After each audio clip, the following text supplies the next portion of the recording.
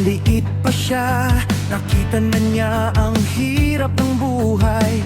Pero sa puso niya'y may pangarap na balang araw lahat ay malalampasan. Hindi siya sumuko sa bawat pagsubok, kahit minsan ang mundo'y tila napakalungkot. Sa bawat luha may bagong lakas, sa bawat pagkadapa bumabangon siyang taas no't matatag. Sa tulong ng may kapal at ng mga taong tunay na nagmamahal, unti-unting natutong lumaban para sa pangarap na kanyang pinanghawakan. Siya si Superfly, lumilipad sa pangarap. Kahit gaano kabigat, hindi siya Good morning mga kaibigan. Pinarinig ko lang sa inyo ang ginawa kong bagong jingle.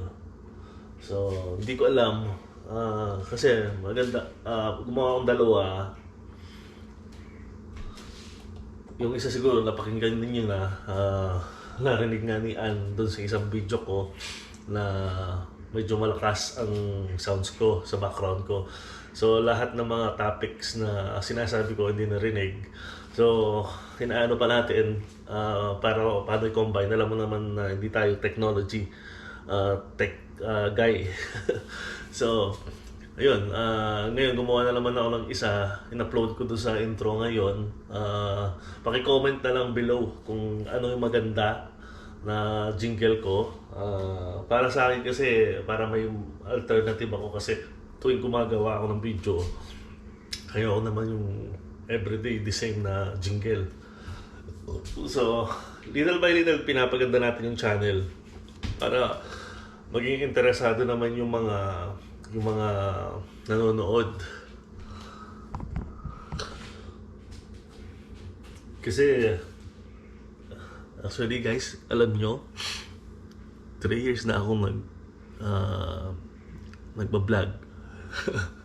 3 years, paputol-putol. Pero yung 230 na katao, nakastay pa rin, nanonood, nakasuporta. Pero nakikita ko sa mga analytic, maraming nanonood, kaya lang hindi nakasubscribe. So, comment below mga kaibigan kung ano yung dapat nating, ito lang kaya kong i-topic Nasa bahay lang tayo, kung minsan gumagala tayo. Yun lang nabablog ko. Kung minsan, nag-aaral tayo, nagiging busy tayo. So, yun. Pero ang dami kong mga idea. Nakapag-vlog na rin tayo sa mga camping natin. Nung maliit sa Jordan, kung saan tayo nagka-camping. Sabi nga nila, huwag kang magsasawa. Darating din ang araw, mapapansin ka nila. Magiging interesado rin sila sa inyo. So, pero ang masakit kasi, kung minsan may nagko-comment at may nagme-message sa akin, hindi ko nasasabihin ng mga pangalan na wala daw ako karapatan sa pag-vlog. Kasi nga, unang-una, hindi ko alam ang mag-create ng magagandang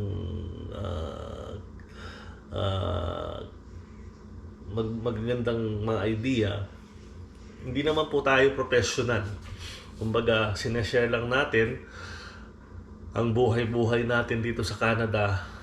Kasi panahon na malaman ng mga taong nagnanais dito sa Canada, papuntang Canada.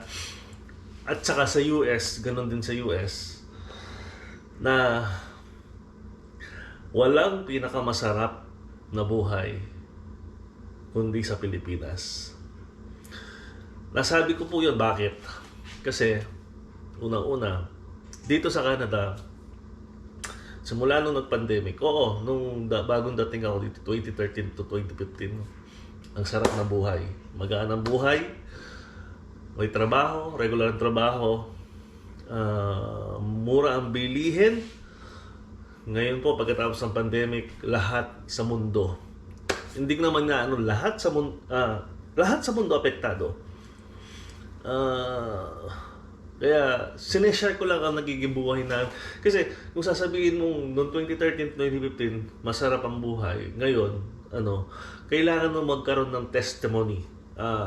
Yung kumbaga na-experience mo ngayon, na-experience lahat ng mga tao, Pilipino dito sa Canada, na-experience nila. Mapa Ontario man, Toronto, Quebec, Manitoba, manood kayo ng balita. Hindi lang kasi tayo kasi mga Pilipino, hindi natin nakikita sa mga muka hangga't hindi nagsasalita ang tao. At yung naranasan nila, pilit nilang kinukubli dito. Talagang mahirap na po dito sa Canada.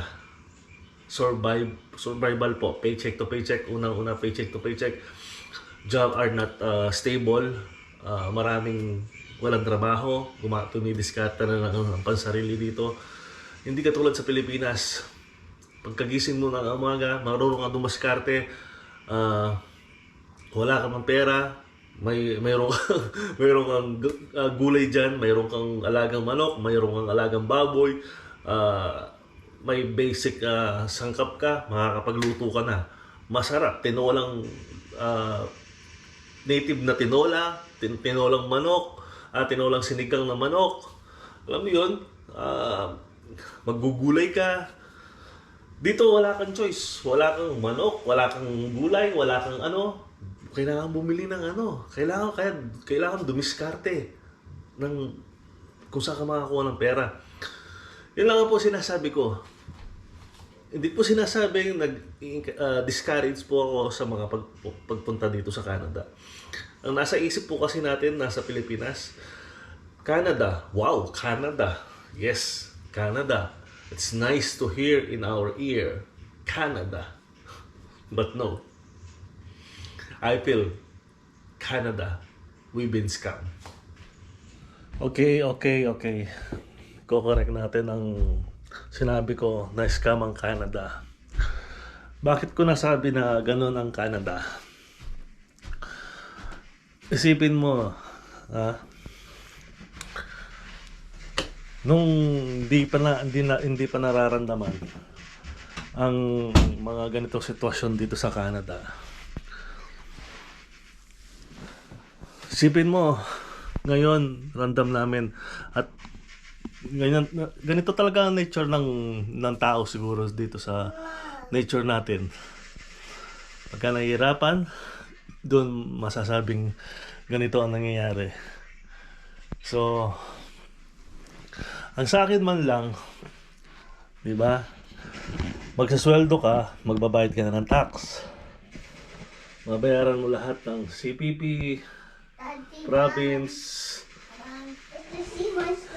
So, magbabayad ka na ng sweldo mo yung sweldo mo sa tax, kakaltasan ng tax. Tapos, pagka bibili ka sa sweldo mo ng mga groceries, may tax na naman.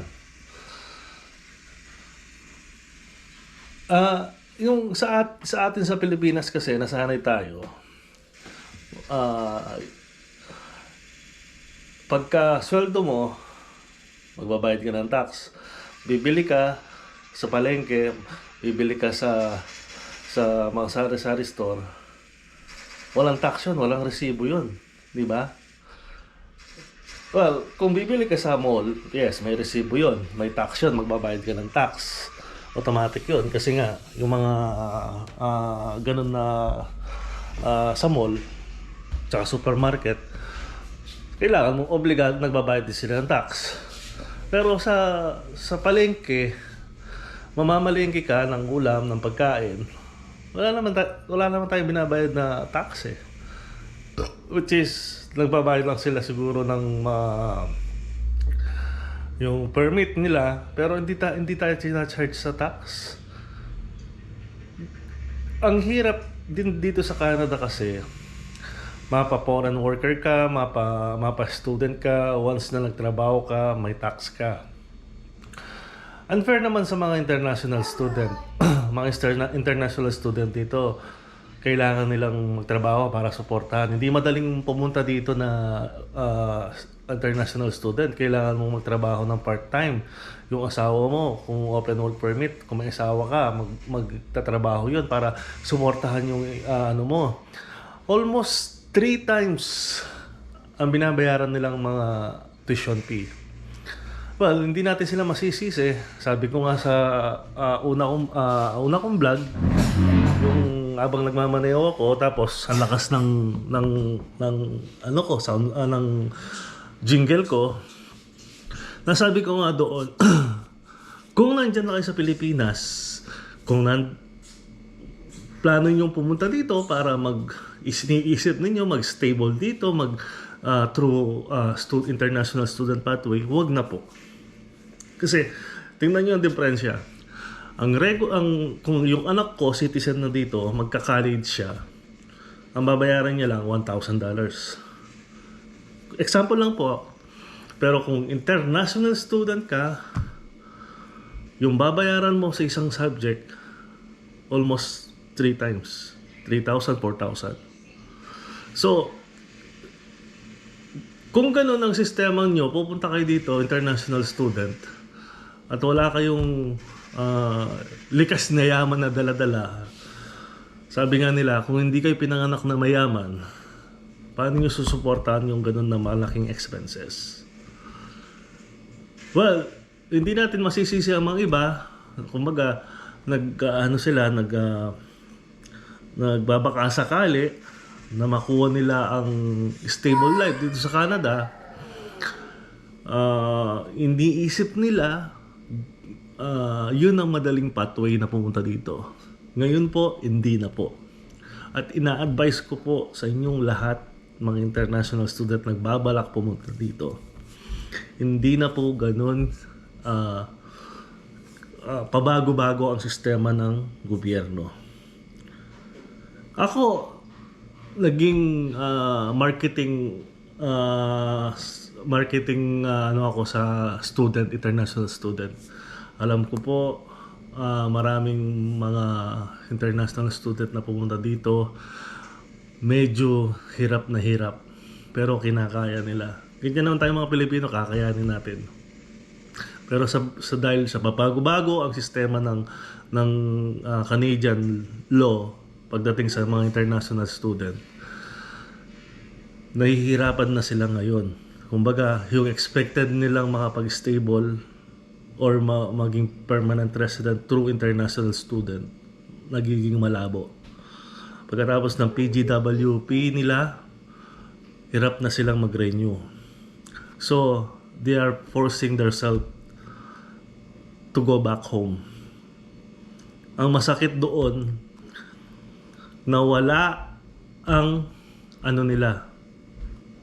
ang dream nilang may stable dito sa Canada. Kasi po, tingnan nyo, kasama ang anak, kasama ang ang asawa para lang maging dito citizen.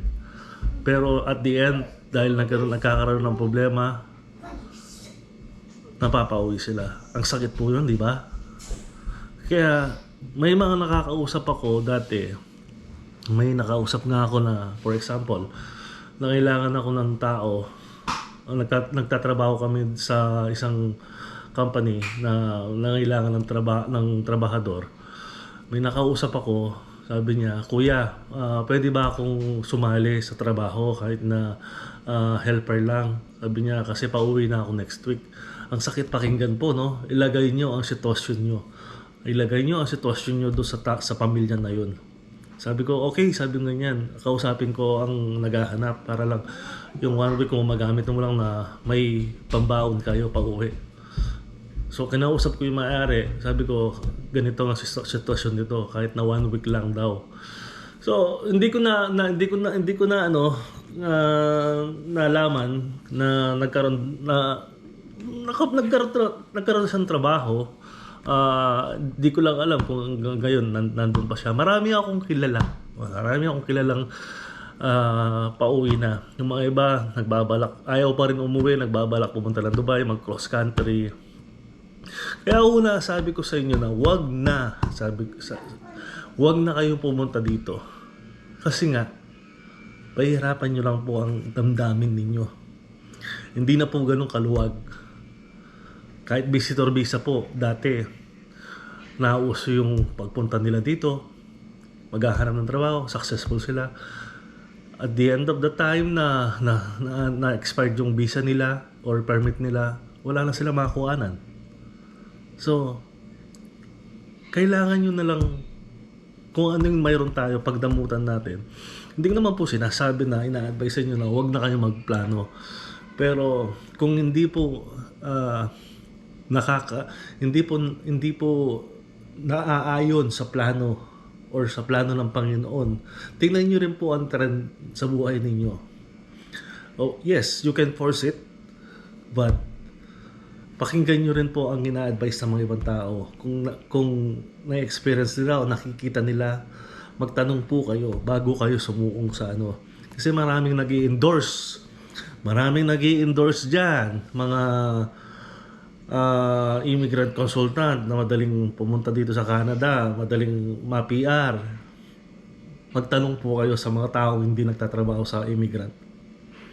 For example, tanungin nyo po ako kung ano nangyayari sa mga international student dahil may idea po ako. Nakamonitor po ako sa mga yan. At nakamonitor po ako sa mga kahit na citizen, Canadian citizen po tayo, nakamonitor pa rin po tayo. Kasi pinagdaanan ko po yan, foreign worker ako. Kaya ina-advise ko na lang po sa mga tao na tingnan nyo ang surrounding ninyo bago kayo maniwala sa mga content creator na madali pumunta dito sa international student ito ay magiging pathway ninyo. Hindi ko po sinisiraan yung mga immigrant consultant ha. Makinig po rin po kay Ina na vlog. Yun, nagdi-discuss lagi. Yun po ang tunay na mga vlogger. Kung anong trending, ina-advise nila. Hindi sila yung nagsisinungaling para kumita lang sila. Ako, ganito, malit na vlogger lang po ako. Kung makapagsalita po ako, ito po ang katotohanan eh. Ito po yung nalalaman ko. So, ina-advise ko lang po kayo. Kaya nakapagsalita ako minsan na scam ang Canada. Saan ka ba na makakikita ng nagsweldo ka na? Yung sweldo mo, bibili ka, magbabayad ka pa ulit ng tax. Doble-doble ang tax na kinakalta sa sweldo mo. At the end, wala ka lang wala ka lang pambayad. Wala ka lang income. Puro tax na lang, tax. Kasi nabubuhay yung economic ng Canada.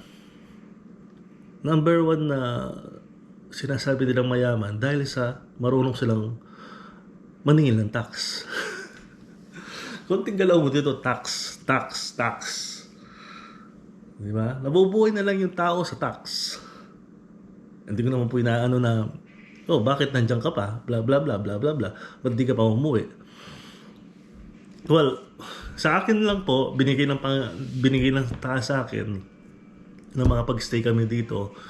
At until now, I was trying to understand why we're still here, staying in this country.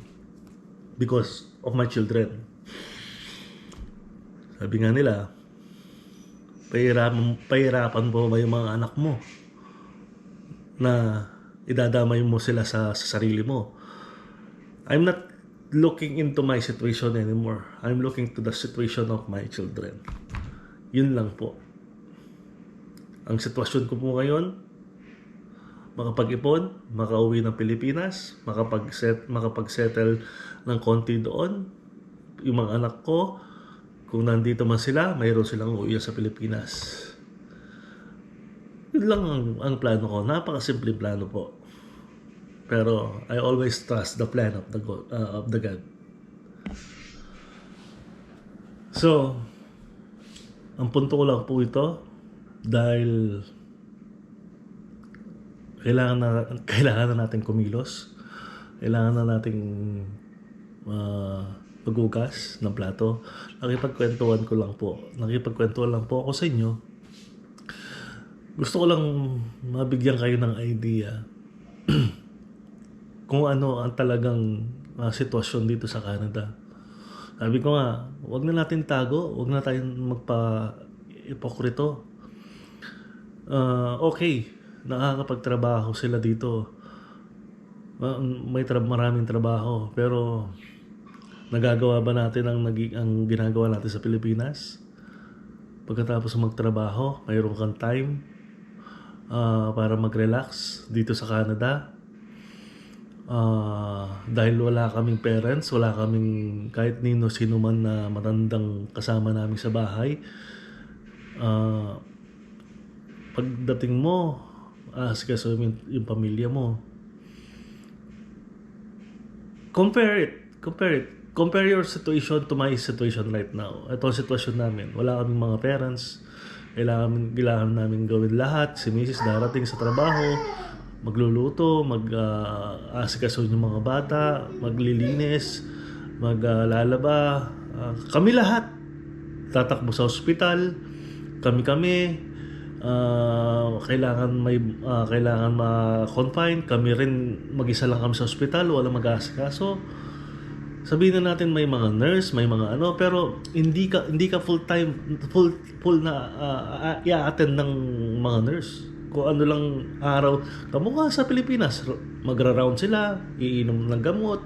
Pero pupunta ka ng ma-operahan ka, kung wala ka kasama, gagawin mo ang loob mo. Gagawin mo lahat para sa'yo, para mag-survive sa ospital. Huwag niyo sabihin na libre ang healthcare. Pero sa Pilipinas, may tutulong na kapatid sa'yo, may tutulong na mga pamangkin, mayroong tutulong na asawa, mga kapatid. Alam niyo po yun? At kumpara nyo the time of the situation na nasa hospital kayo, dyan sa Pilipinas, oo, nagbabayad kayo. Pero maraming tumutulong, maraming nagbabantay. Dito, libre ang healthcare? No. I think healthcare, we are paying for our taxes. We are paying on our own pocket also.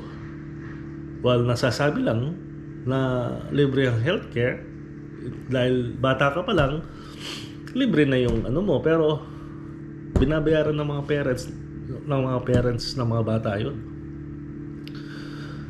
Ngayon, itong mga foreign worker or international student dahil nga mapapauwi, paano na yung mga binayad nila ng tax?